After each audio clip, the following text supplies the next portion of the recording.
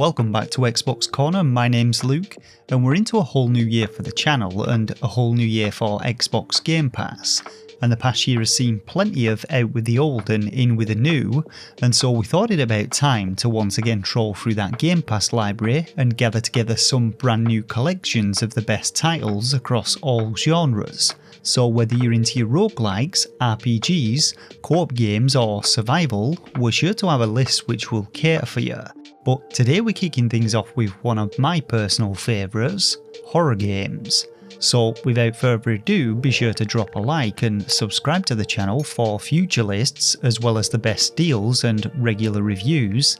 and let's get into it.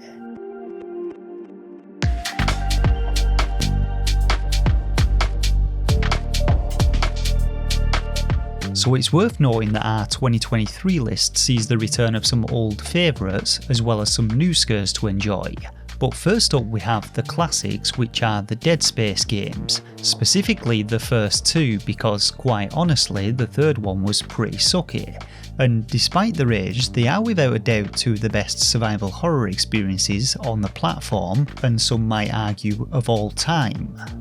The games remain a masterclass in survival horror though, following the journey of Isaac Clarke through the abandoned mining ship Ishimura and space station Sprawl as he battles for survival against the terrifying necromorphs, mutilated corpses which can only be truly defeated with limb-severing weaponry. There's a great blend of third-person action, elements of puzzle solving and engaging plot lines with these two, something which is oft neglected in the genre, but the stories in these ones are as engaging as they are disturbing. They're fantastic games, the both of them though, and it's worth noting that the first of them is about to receive a complete remake set to drop in just a couple of weeks. Next up then we have A Plague Tale Requiem, sequel to 2019's Plague Tale Innocence, and a game which isn't so much a straight up horror experience and more an intense journey of survival and heartbreak, which builds tension through its atmospheric environments, anxiety inducing stealth sections and some brutal combat segments. Once more though, Requiem weighs in heavily on the story elements as Hugo and Amnesia attempt to escape the past and start a new life, but fate has other plans for them, and once again Hugo's curse reawakens, bringing with it death, despair and lots of rats. Many of the game's previous mechanics have been refined and improved upon for this sequel, giving you new options to tackle the brutalities that await you,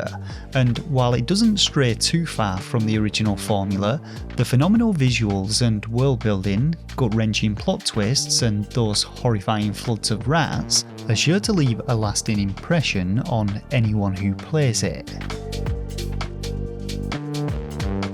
Now of all the games on our lists, the Amnesia series could be accredited with perhaps having the most influential impact on the horror genre in the last decade, with 2010's Amnesia: The Dark Descent showing us that action, gore and jump scares aren't the only ways in which to invoke terror. The Amnesia collection though is a compilation of the first two titles in the series, with The Dark Descent having you play as Daniel, a dude who awakens memoryless in a desolate castle, while A Machine for Pigs follows industrialist Oswald Manders on a nightmarish journey into the bowels of an otherworldly machine. But both games see you weaponless with nothing but a lantern to hold back the darkness and defend yourself against the terrors they behold.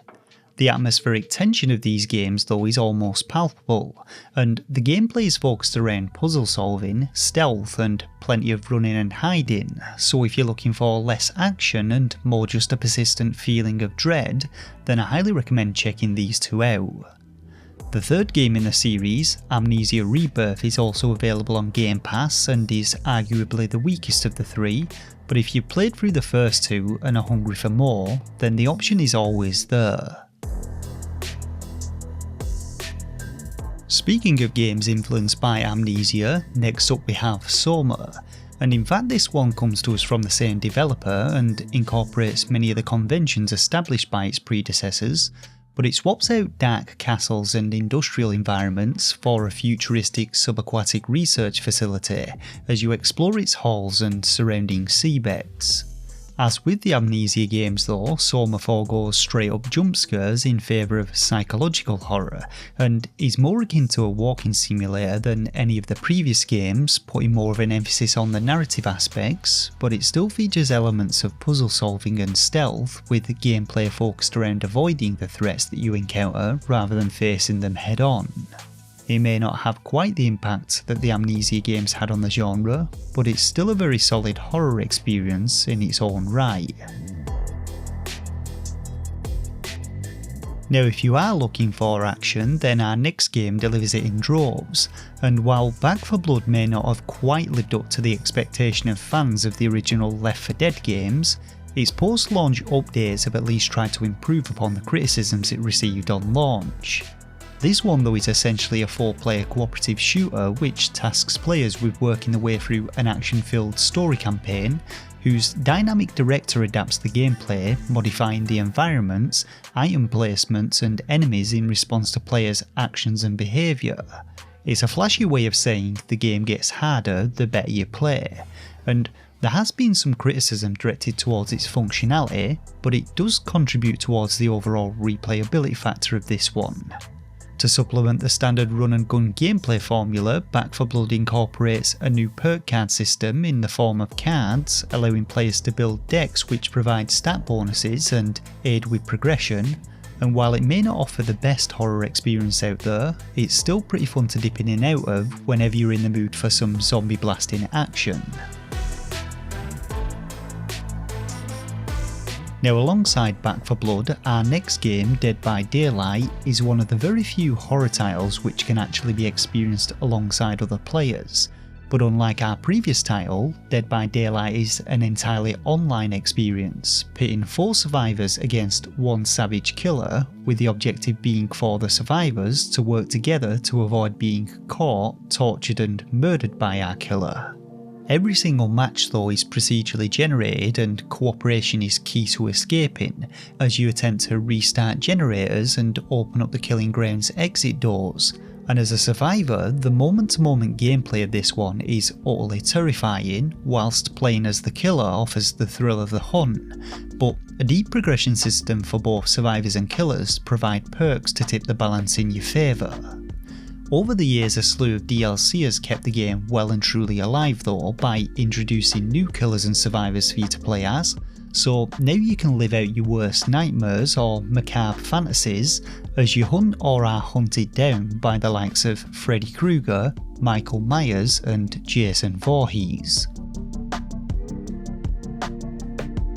So it goes without saying that the Doom games have always been a staple of the horror genre, and while modern iterations put an emphasis on fast-paced, skill-based combat as the unstoppable Doomslayer annihilates demons with his bare hands, Doom 3 definitely stands as by far the most fear-inducing title in the series, with more of a methodical, slow-paced approach to its gameplay, and it's definitely a more story-centric experience incorporating plot elements of the original games as you explore a Martian research facility as an unnamed Marine.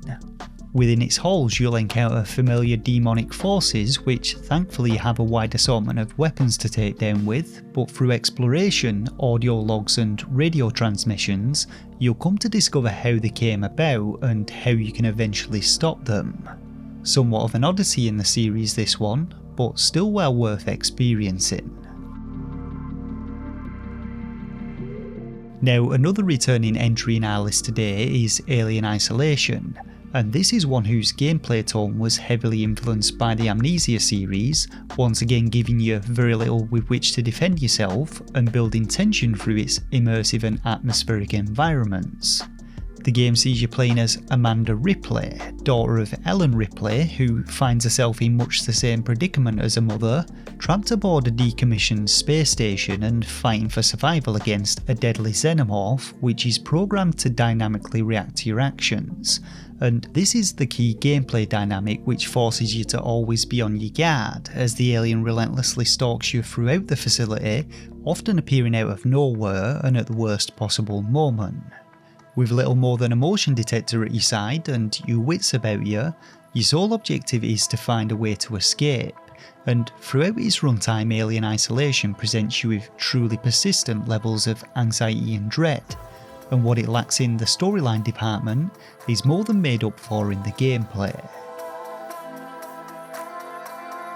Now, much of the visual direction in the original Alien movies can be attributed to the works of Swiss-born artist H.R. Giger,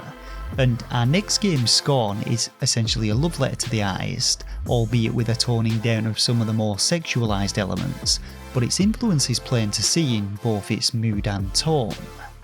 Now, the pace of this one may not be to everyone's liking, giving the player very little in the way of direction and being predominantly focused around back and forth exploration and puzzle solving, and there are some toned down combat elements to it, which, if I'm being honest, really don't add much. But to me, the game is more about immersing yourself into its alien world and really absorbing its macabre environments, haunting soundscapes and curiosity-driven narrative.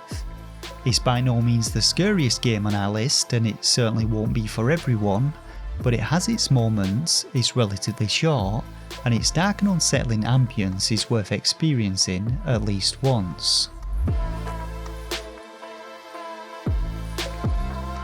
So our penultimate games today are another couple of classics, those being the Evil Within games, and these ones hark back to Shinji Mikami's classic Resident Evil games of the early 2000s, with a focus around combat-driven survival horror and plenty of jump scares to keep you on your toes. The plotlines in these games though follow Detective Sebastian Castellanos, who finds himself trapped within nightmarish worlds populated by warped abominations, supernatural entities and a truly memorable nemesis-like foe. And while the first game opts for a more linear approach to its narrative and progression, the second offers more of an open world horror experience, but both games have the roots firmly set in the traditional genre tropes of resource preservation, puzzle solving and firearm based combat. On the whole though, they kind of feel like a mixture of the Silent Hill games and Resident Evil 4 and 5. They have some solid combat encounters, plenty of terrifying nasties to encounter, and if you're looking for more of an action-oriented approach to your horror, then either of these games will definitely suffice.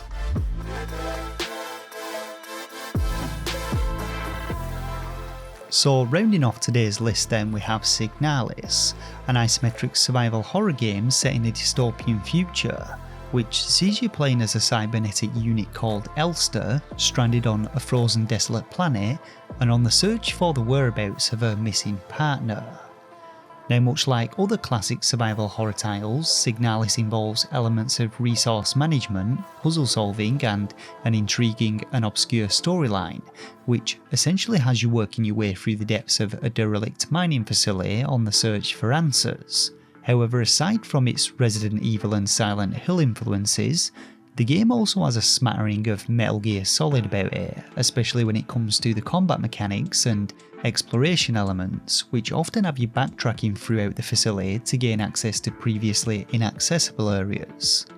Altogether though, it feels very much like a coming together of ideas of the classic games of yesteryear, retaining a few frustrating aspects but also having some welcome quality of life improvements like no tank controls. And it also has a wonderful pixelated visual aesthetic which really lends an air of authenticity to it. Overall though, a solid throwback with a memorable cast and some genuinely enjoyable gameplay mechanics.